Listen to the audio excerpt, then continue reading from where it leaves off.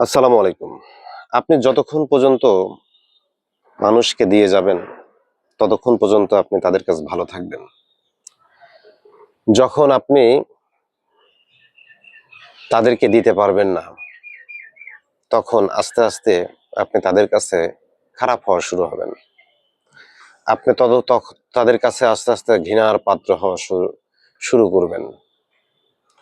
অতএব এই পৃথিবীটা এমন, আপনি দিতে পারলেই ভালো। আপনি দিতে না পারলেই আপনি ঘৃণার পাত্রে পরিণত হবেন। সেটা যার ক্ষেত্রেই হোক। সেটা প্রিয়জন, সেটা আত্মীয়স্বজন, যার কথাই বলেন না কেন, পৃথিবীটা আসলে দেয়া নেয়ার একটি খেলার মধ্যে চলমান রয়েছে। আপনি এই সমাজের বুকে আপনার আত্মীয়স্বজনকে যখন দিবেন, আপনি তাদের কাছে ভালো থাকবেন। যখন দেয়া বন্ধ করবেন কোনো কিছু, তখনই আপনি তাদের কাছে আস্তে, আস্তে খারাপ হয়ে যাবেন।